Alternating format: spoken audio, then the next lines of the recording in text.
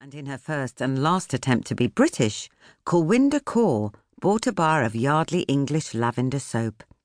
It was a purchase she justified by noting that the family's regular bar of neem soap had shrunk to a sliver from frequent use.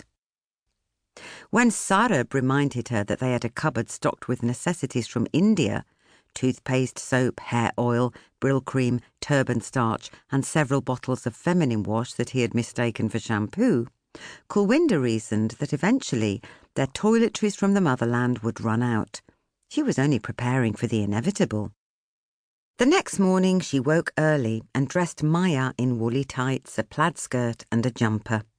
At breakfast, she anxiously reminded Maya to keep still, lest she spill food on her very first school uniform. Kulwinder's own roti was dipped in a jar, a mango pickle that stained her fingers and left a lingering smell on her hands. She offered the achar to Maya, whose nose crinkled at the sourness.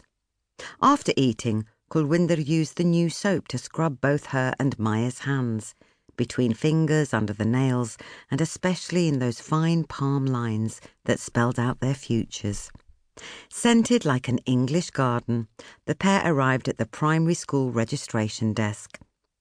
A young blonde woman introduced herself as Miss Teal and crouched so her gaze could meet Maya's. "Good morning," she said with a smile, and Maya shyly smiled back. "What's your name?" "Maya Kaur," Maya said. "Oh, you must be Charanpreet Kaur's cousin. We've been expecting you," Miss Teal said. Kulwinder felt a familiar tension. This was a common misunderstanding, that all people with the surname Kaur were related, and one that she could usually explain, but today the English words escaped her. She was already overwhelmed by this new world that Maya was about to enter. "Tell her," Kulwinder urged Maya in Punjabi, "or she'll think I'm responsible for all the other Punjabi kids here." She had a frightening image of dropping off Maya and returning home with a gaggle of new children. "Charanpreet's not my cousin," Maya said with a small sigh for her reluctant mother. "In my religion, all girls are Kaurs and all boys are Singhs." "All one big family, God's children," Kulwinder added. "Sikh religion." For some stupid reason, she gave a thumbs up, like she was recommending a brand of detergent. "How interesting," Miss Teal said. "Maya, would you like to meet Miss Carney? She's the other teacher here." Miss Carney walked over. "Look at those lovely eyes," she cooed. Kulwinder relaxed her grip on Maya's hand. These were kind people who would take care of her daughter. In the weeks leading up to this day, she'd fretted over sending Maya to school. What if the other children teased Maya about her accent? What if somebody had to call Kulwinder about an emergency and she was unable to understand?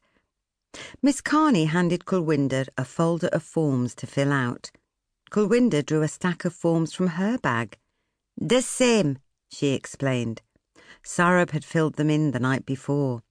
His command of English was better than hers, but it had still taken a long time. Watching him point to each word as he read, Kulwinder felt the smallness of being in this new country, learning the alphabet like children.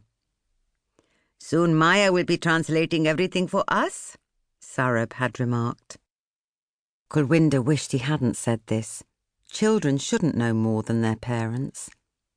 "You're very prepared," Miss Teal said. Kulwinder was pleased to have impressed the teacher. Miss Teal flipped through the forms and then stopped. "Now over here you forgot to write your home telephone number. Can you just tell me what it is?" Kulwinder had memorized the digits in English so she could recite this combination of words whenever she was called to. 896. She paused and grimaced. There was a tightness in her stomach. She started over. 8965. She froze. The achar from that morning was bubbling in her chest. 8968,965? Miss Teal asked.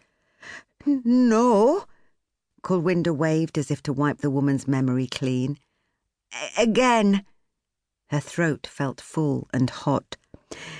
896